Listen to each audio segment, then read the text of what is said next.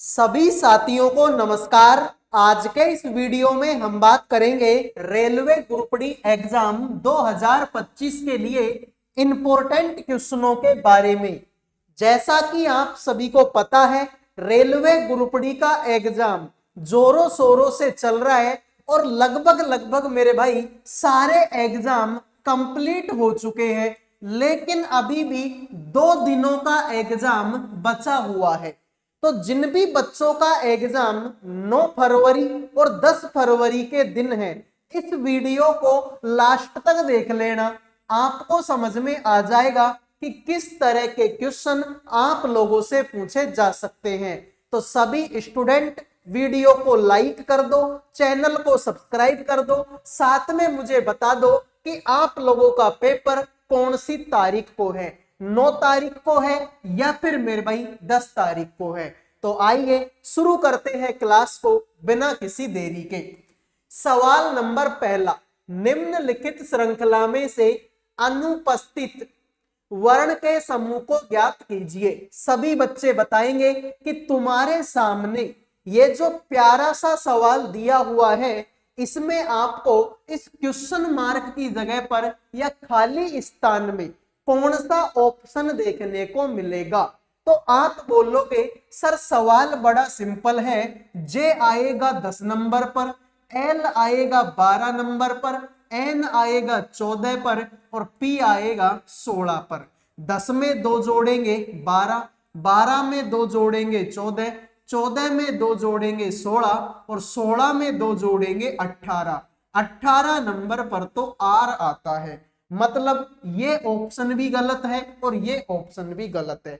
फिर आगे आ जाओ, देखो ये है मेरे भाई 5, या फिर ऐसे कर लो, देखो 5 में अगर तुम 2 जोड़ोगे तो मेरे भाई 7 होगा, 7 में अगर तुम 3 जोड़ोगे तो 10 होगा, 10 में अगर तुम 4 जोड़ोगे तो 14 होगा। यानी कि मेरे भाई हमने 2 जोड़ा, हमने 3 भी जोड़ा, हमने 4 भी जोड़ा। अब हम क्या जोड़ेंगे, अब हम 5 जोड़ेंगे।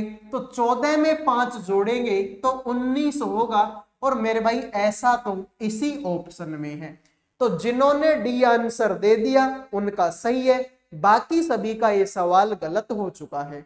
उम्मीद करूंगा मेरे भाई ये सवाल समझ में आ गया होगा। आइए अगले सवाल को देखते हैं।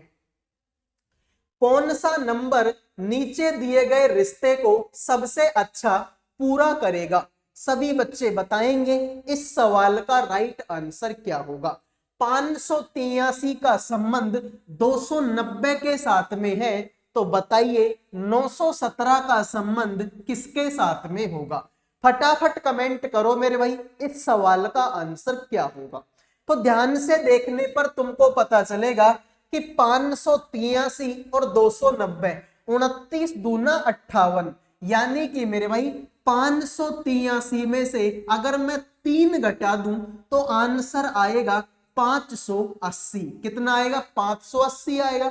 और 580 क्या है सर, 290 को अगर तुम 2 से गुणा कर दो, अगर मेरे भाई 290 को अगर हम 2 से गुणा कर दें तो 580 ही तो आता है। मतलब सर बात तो हमारी सही है। तो हमने क्या किया, इसमें से 3 घटा दिया। तो ऐसे करो, इसमें से 3 घटाओगे तो 914 बचेगा और 914 किसका आधा होता है, 450, 7 दूनी 14, यानी कि 457 का। देख लो मेरे भाई 457 को अगर तुम 2 से गुणा करोगे तो भाई 7 दूनी 14, 10 और 11, 4 दूनी 8 और 1 9, 914 हो जाएगा। इसका मतलब मेरे भाई राइट आंसर क्या होगा, ऑप्शन नंबर बी होगा। आइए अगले सवाल पर बढ़ते हैं। तो 3 घटा दो और 2 का भाग दे दो, आंसर आ जाएगा। वीडियो में आगे बढ़ने से पहले जो भी student railway group D exam 2025 की तैयारी कर रहे हैं, जिन भी बच्चों का एग्जाम अभी तक नहीं हुआ, आने वाले दिनों में जिन भी बच्चों का एग्जाम है, उन सब के लिए करंट अफेयर का, जीके का, रीजनिंग का और मैथ सब्जेक्ट का पीडीएफ तैयार कर दिया केवल 100 रुपए में। 100 रुपए में आपको करंट अफेयर भी मिलेगी, आपको जीके भी मिलेगी, रीजनिंग भी मिलेगी और मैथ भी मिलेगी। इन चारों सब्जेक्टों का कंप्लीट पीडीएफ आपको 100 रुपए में मिलेगा। अगर कोई बच्चा ध्यान से मन लगाकर इस पीडीएफ को पढ़ लेता है तो उसका सिलेक्शन पक्का है, क्योंकि मेरे भाई पीडीएफ में जैसे क्वेश्चन है वैसे ही क्वेश्चन आपको एग्जाम में देखने को मिलेंगे। तो मात्र 100 रुपए का पीडीएफ है। जिन भी बच्चों को चाहिए इन नंबरों पे व्हाट्सएप मैसेज कर देना। केवल 100 रुपए में आपको चारों सब्जेक्टों का पीडीएफ मिल जाएगा। तो आइए फिर अगले सवाल पर बढ़ते हैं। अगला देखो, छात्रों की एक पंक्ति में सुरभि और सालीन क्रमशः आगे और पीछे के छोर से 12वें और 9वें स्थान पर खड़े हैं। यदि आगे के छोर से 14वें स्थान पर खड़ा सोरोन सुरभि और शालिनी के ठीक बीच में है, तो बताइए पीछे के छोर से सुरभि का स्थान क्या है। सभी बच्चे बताएंगे इस सवाल का आंसर क्या होगा। बड़ा ही बेहतरीन सवाल है, जबरदस्त सवाल है, बताओ आंसर क्या होगा। तो ध्यान से देखो मेरे भाई, एक तरफ सुरभि है और शालिनी है, क्रमशः आगे और पीछे के छोर से 12वें और 9वें स्थान पर है। तो मेरे भाई आगे से मैं जाऊंगा तो मुझे यहाँ पर कौन मिलेगी, सुरभि मिलेगी। कितने नंबर पर है आगे से, 12वें नंबर पर, तो ये 12वें नंबर पर बैठी है। पीछे से अगर मैं आऊंगा तो मेरे भाई मुझे यहाँ पर शालीन मिलेगा, और शालीन कौन से नंबर पर है सर, पीछे से 9वें नंबर पर है। ठीक है, 9वें पे शालीन हो गया। फिर तुमसे बोला यदि आगे के छोर से 14वें स्थान पर खड़ा कौन है, सोरोन, तो आगे से मेरे भाई 14वें नंबर पर कौन खड़ा है, देखो 12 बच्चे तो ये हो ही गए, 12वें के बाद में ये हो गया 13वां और ये हो गया 14 नंबर का। यहाँ पर कौन खड़ा है, यहाँ पर मेरे भाई आपका सोरोन खड़ा है, कौन, सेरोन यहाँ पर खड़ा हुआ है। अब तुमसे क्या बोला कि ये जो है सुरभि और शालिनी के बीच में है, यानी कि ये जो सेरोन है ना, ये सुरभि और शालिनी के बीच में है। तो मेरे भाई इधर से कितने बच्चे हो गए सर, इधर से अगर हम देखेंगे तो कितने बच्चे हो गए सर, ये तो 14 बच्चे हो गए। इधर से 14 बच्चे हो गए तो इधर के भी 14 ही होंगे। अरे बीच में खड़ा है ना, ये बीच में खड़ा है, तो इधर से अगर 14वां नंबर पे है तो इधर से भी फिर 14वें नंबर पे होगा। तो इधर से अगर तुम देखोगे तो 9 बच्चे तो ये हो गए, 9 के बाद में ये हो गया 10वां, ये हो गया 11वां, ये हो गया 12वां और ये हो गया 13वां, बाकी 14 नंबर पर तो है ये। तो तुमसे बोला है तो पीछे के छोर से सुरभि का स्थान क्या है। तो मेरे भाई पीछे के छोर से देखोगे तो 14 बच्चे तो हो गए, 14 के बाद में ये 15वां और ये हो गया 16वां। तो 16वें नंबर पर कौन बैठी है, पीछे से सुरभि बैठी हुई है। क्लियर मेरे भाई। अरे देखो आगे से सुरभि कौन से नंबर पर है, 12वें नंबर पर, पीछे से शालिनी कितने नंबर पर है, 9वें नंबर पर, बीच में कौन है, सोरोन जो कि आगे से 14वें नंबर पर। तो आगे से 12 बच्चे तो ये 13वां ये और 14वां बच्चा ये सोरोन हो गया।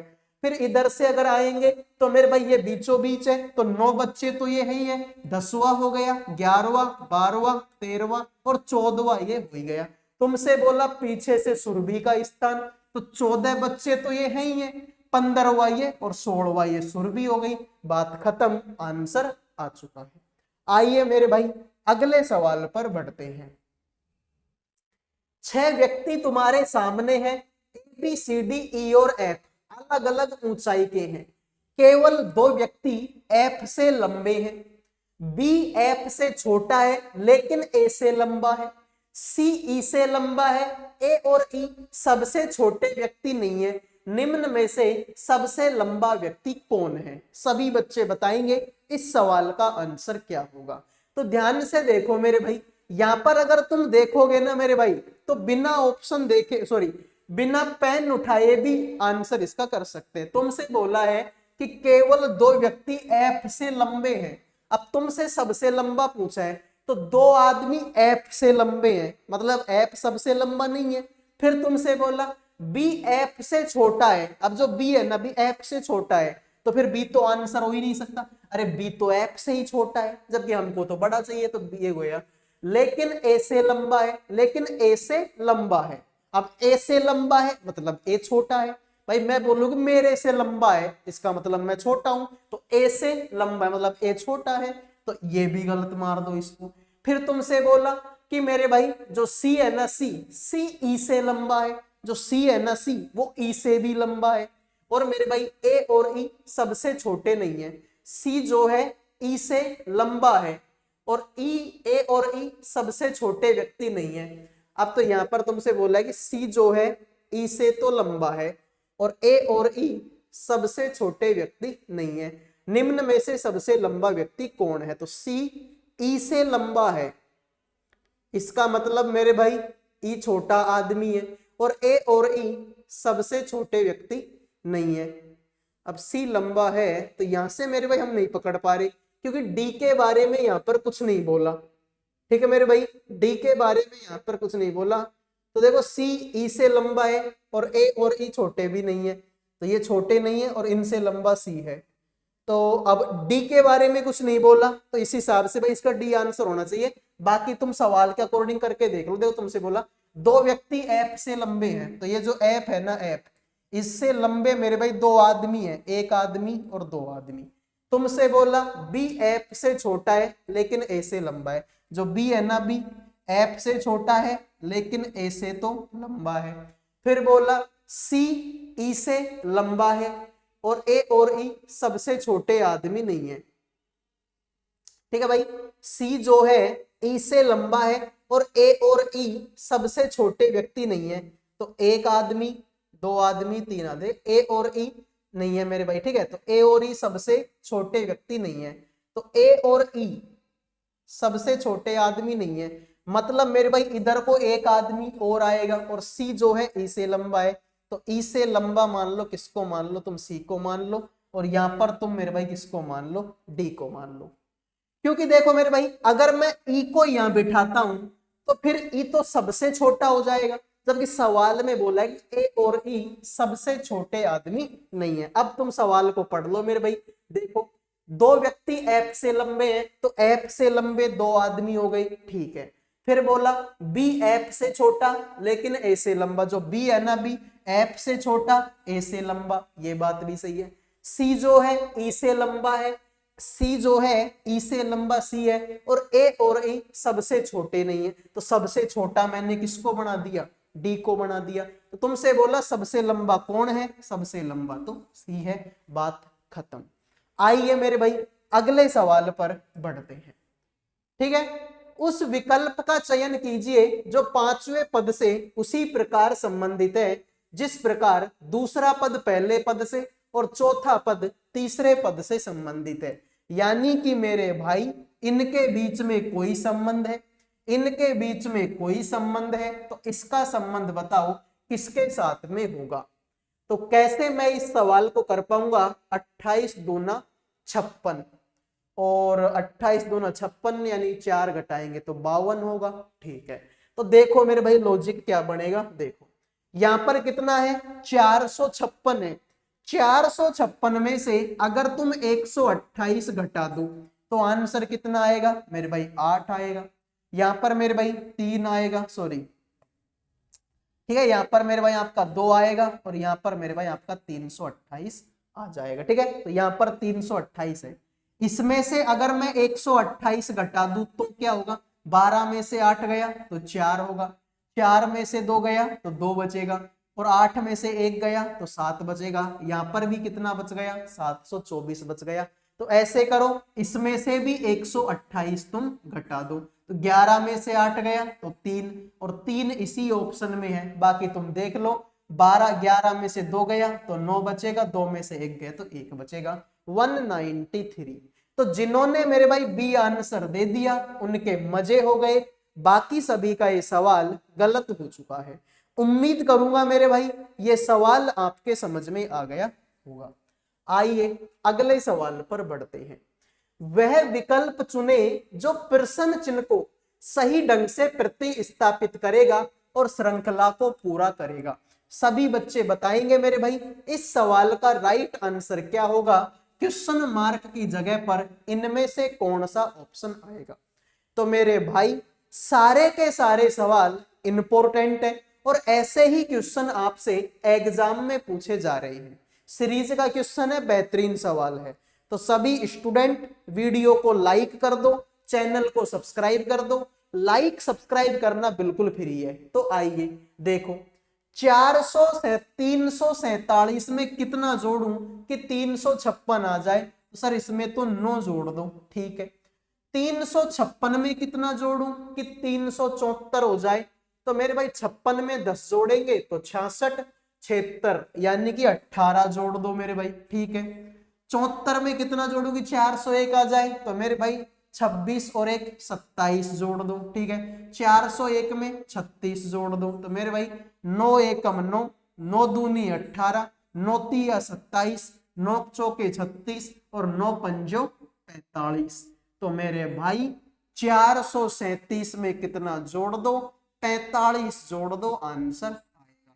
तो 7 और 5 का 12, असल की 1, 7 और 1 8, 482। तो जिन्होंने मेरे भाई 482 आंसर दे दिया उनका सही है, बाकी सभी का ये सवाल गलत हो चुका है। उम्मीद करूंगा मेरे भाई ये सवाल समझ में आ गया होगा। समान तर्क का अनुसरण करते हुए नीचे दी गई श्रेणी के लिए लुप्त संख्या ज्ञात कीजिए। सभी बच्चे बताएंगे मेरे भाई इस सवाल का राइट आंसर क्या होगा, ठीक है। सभी बच्चे बताएंगे क्वेश्चन मार्क की जगह पर इनमें से कौन सा ऑप्शन आएगा। ये भी मेरे भाई अपने आप में बेहतरीन लेवल का सवाल है। इस तरीके के सवाल एग्जाम में आते हैं, तो बाद में मत बोलना कि भाई इस तरीके के सवाल तो तुमने करवाई नहीं, तो ये बात तुम बाद में मत बोलना। अब देखो भाई, बड़ा सिंपल सवाल है। 16 तिया 48 होता है, सबको पता है। 36 तिया 108 होता है भाई, 36 दूना 72, 36 तिया 108 होता है। 54 तिया 162 होता है, 4 तिया 12, 5 तिया 15 और 116, 162 होता है। तो यहाँ पर मेरे भाई 24 लिख दो, 24 एकम 24, 24 दूना 48 और 24 तिया 72। तो इसका मतलब मेरे भाई 24 आंसर होगा, बात खत्म। तो जिन्होंने डी आंसर दे दिया उनके मजे हैं, बाकी सभी का सवाल गलत हो चुका है। तो एक लाइक और एक सब्सक्राइब तो ये क्लास जो है भाई डिजर्व करती है। लो मेरे भाई, इस तरीके के सवाल बहुत सारे बच्चों को कठिन लगते हैं, जबकि मैं बोलता हूं कि कठिन क्या है इसमें, मुझे ये बताओ। तुमसे बोला कि लास्ट में देखो एम और टी से किस प्रकार संबंधित है, तो ये रहा एम और ये रहा टी, ठीक है। ये रहा एम और ये रहा टी, तो इन दोनों से मतलब है, इसको हम छोड़ सकते हैं भाई। हमको तो एम और टी से मतलब है, तो इसको छोड़ दो, बाकी इन सब से मतलब रख लो मेरे भाई। तो अब देखो सवाल में तुमसे क्या बोला। तुमसे बोला मेरे भाई कि देखो यहां पर भाग का चिन्ह है, और भाग के चिन्ह का मतलब क्या है कि ये इसकी पुत्री लगती है, इसकी पुत्री लगेगी टी। तो टी जो है सर ये बेटी लगेगी मेरे भाई किसकी? सर ये तो वी की बेटी लगेगी। आगे तो गुणा है, गुणा का मतलब तो भाई लगता है, तो इसका भाई लगेगा ये वी। तो वी जो है भाई लगेगा मेरे भाई किसका? सर ये तो क्यों का भाई लगेगा। आगे फिर से भाग का चिन्ह है, भाग का चिन्ह का मतलब फिर से बेटी, तो इसकी बेटी लगेगी क्यों। तो क्यों जो है बेटी लगेगी मेरे भाई किसकी? एस की। आगे फिर से प्लस, प्लस बोले तो सर पत्नी लगेगी, तो इसकी पत्नी लगेगी एस। तो एस जो है पत्नी लगेगी मेरे भाई किसकी? एम की। अब मेरे भाई वही मतलब है यार कि इन सब के चक्कर में अगर मैं पढ़ूंगा ना तो ये सवाल बहुत कठिन हो जाएगा, और हो सकता है गलत भी आंसर आ जाए। तो मुझे इन सब से कोई मतलब नहीं है, मैं इनको पटकूंगा कुएं में, मैं खुद मारूंगा इसकी जगह पर। यानी ये एम नहीं है, ये मैं हूं मेरे भाई। तो अब तुम देखो कि मान लो ये मैं हूं, तो ये मेरी पत्नी है। अब मेरी पत्नी की बेटी मतलब मेरी भी बेटी, मेरी बेटी का भाई सर ये मेरा बेटा। अरे मेरी बेटी का भाई मेरा बेटा लगेगा, और मेरे बेटे की बेटी मेरे बेटे की बेटी, तो मेरी क्या लगेगी मेरे भाई? मेरे बेटे की बेटी मतलब मेरी पोती लगेगी। तो ये अगर मेरी पोती है तो मैं इसका दादा लगूंगा, और दादा क्या होता है? पिता का पिता। हर बाप का एक बाप होता है जिसे हम दादा कहते हैं। ठीक है भाई, हो गया सवाल। ये मैं हूं, ये मेरी पत्नी। अब मेरी पत्नी की बेटी मतलब मेरी भी बेटी, मेरी बेटी का भाई मतलब मेरा बेटा, मेरे बेटे की बेटी मतलब मेरी पोती। तो ये अगर मेरी पोती है तो मैं इसका दादा हूं, और दादा क्या होता है? पापा का पापा होता है। हो गया सवाल, ठीक है। लगा कि ये सवाल कठिन है? सर बिल्कुल नहीं लगा। अरे लगेगा कैसे भाई, सिंपल तरीके से जो तुमको बता दिया, इसको देख लो। कथन निष्कर्ष का सवाल है, सभी बच्चे बताने का कष्ट करें। ठीक है भाई, कथन निष्कर्ष का सवाल है तो सभी बच्चे इसको बताने का कष्ट करें। बड़ा ही बेहतरीन सवाल है कथन और निष्कर्ष का। तुमसे बोला सभी बोतल बक्से हैं। जितनी भी बोतल है ना मेरे भाई, जितनी भी बोतल हैं, ये सारी की सारी बोतल क्या है? सारी की सारी बोतल आपकी बक्से हैं। फिर बोला सभी बक्से तो थैले हैं। अब जितने भी बक्से हैं वो सारे के सारे क्या हैं? वो सारे के सारे थैले हैं। फिर बोला कुछ थैले ट्रे हैं, कुछ थैले ऐसे हैं जो मेरे भाई आपके ट्रे हैं। अब सवाल को तुम देखो, तुमसे बोला कुछ बोतल ट्रे हैं क्या? मेरे भाई ये बोतल रही और ये ट्रे रही, इनके बीच में तो मुझे कोई संबंध नहीं दिखाई दे रहा, मतलब पहला ऑप्शन तो गलत है। तो इसमें भी पहला है, हटा दो, इसमें भी पहला है, हटा दो। फिर बोला कुछ ट्रे बक्से हैं क्या? मेरे भाई ये बक्से रहे भाई, देखो ये बक्से का गोला और ये ट्रे का गोला, सर इनके बीच में भी कोई संबंध नहीं है, मतलब ये भी गलत हो गया। तो दूसरा भी गलत है, मतलब इसमें दूसरा है तो इसको भी हटा दो। बाकी तुम देख लो, सभी बोतल थैले हैं क्या? अब ये जो बोतल है ये थैले के अंदर ही तो है। हाँ सर बात तो तुमने सही बोल दी। फिर तुमसे बोला कुछ ट्रे थैले हैं क्या? तो लो मेरे भाई कुछ ट्रे थैले भी हैं, ये बात भी सही है। तो तीसरा और चौथा सही है, बाकी सारे गलत हैं। तो जिन्होंने ऑप्शन एक आंसर दे दिया है उनका सही हो गया, बाकी सभी का ये सवाल गलत हो चुका है। उम्मीद करूंगा ये सवाल समझ में आ गया होगा।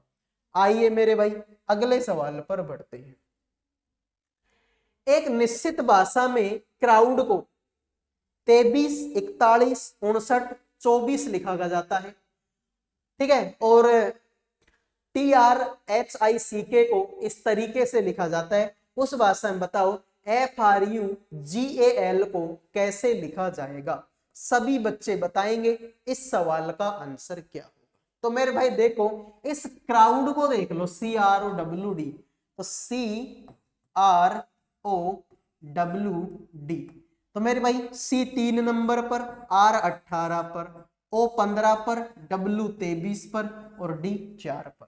तो इसको लिखा है मेरे भाई 23, 41, यानी कि मेरे भाई इसको देखो 23 लिख दिया, ठीक है, ठीक है, इसको लिख दिया मेरे भाई कितना, 41 लिख दिया। उसके बाद में मेरे भाई ये 15 है और ये 9 है और ये तुम्हारा 24, ठीक है, इस तरीके से लिखा है। तो मेरे भाई तुम देख लो, 3 को और 24 को जोड़ोगे तो सर 27 आता है, 18 को और 9 को जोड़ोगे तो सर 27 आता है। ये ओ मेरे भाई क्या है? सर ये स्वर है, इसको सेम टू सेम लिख दिया, ठीक है मेरे भाई, इसको लिख दिया मेरे भाई आपका सेम टू सेम लिख दिया।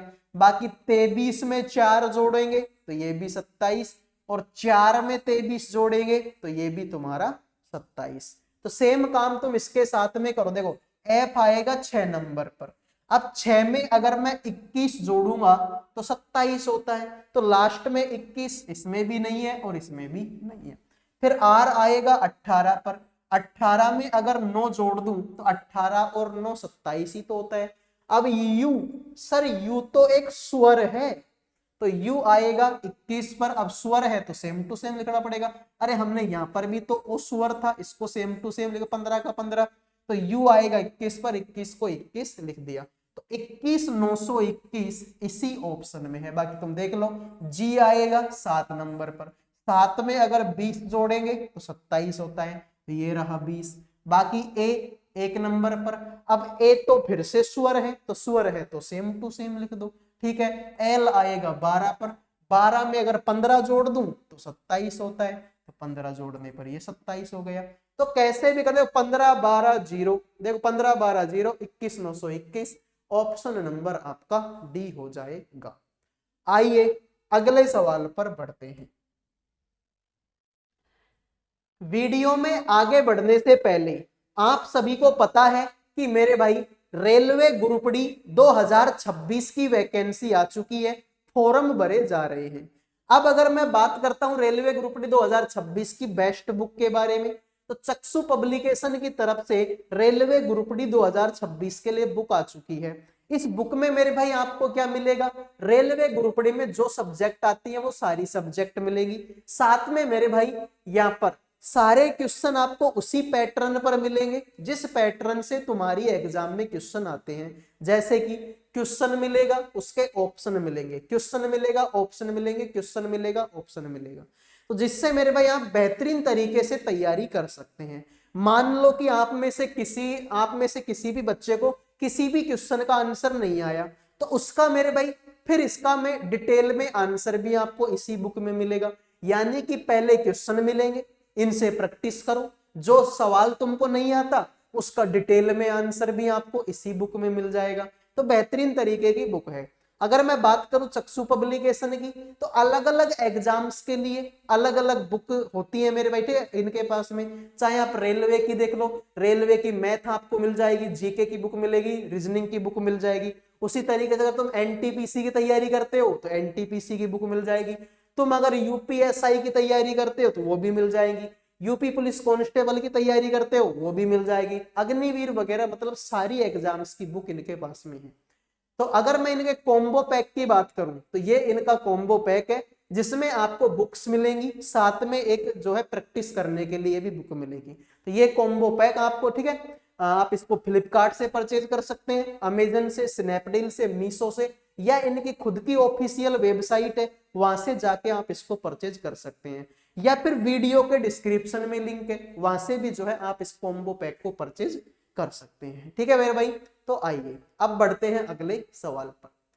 तुम्हारे सामने 8 आदमी है, P, Q, R, S, T, U, V और W उत्तर दिशा की ओर मुखरित होकर एक रैखिक पंक्ति में बैठे हैं। सबसे पहले तो कितने आदमी है सर, 8 आदमी।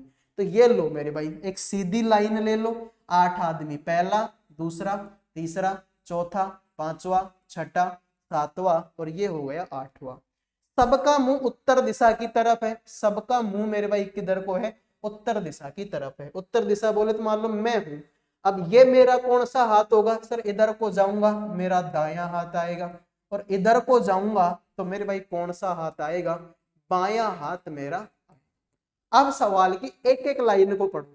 तुमसे बोला कि एस के बाईं ओर केवल 2 व्यक्ति बैठे हैं, तो मेरे भाई एस को तुम यहां बिठा दो ताकि एस के बाईं ओर 1 आदमी और 2 आदमी बैठ सके। फिर तुमसे बोला कि क्यों डब्ल्यू के बाईं ओर से तीसरे स्थान पर है, एस डब्ल्यू के आसन बैठा है, और जो पी है पी एस के दाईं ओर चौथे स्थान पर है, एस के दाया चौथा, तो एस के दाया पहला, दूसरा, तीसरा, चौथा। यहां पर कौन बैठेगा, पी बैठेगा। फिर तुमसे बोला कि जो वी है ना, वी पी के निकटस्थ बाईं ओर है, तो पी के निकटस्थ बाईं ओर कौन बैठेगा सर, वी बैठेगा। फिर बोला कि जो वी है आर के आसन बैठा है, जो वी है ना वी वो आर के बगल में बैठा है।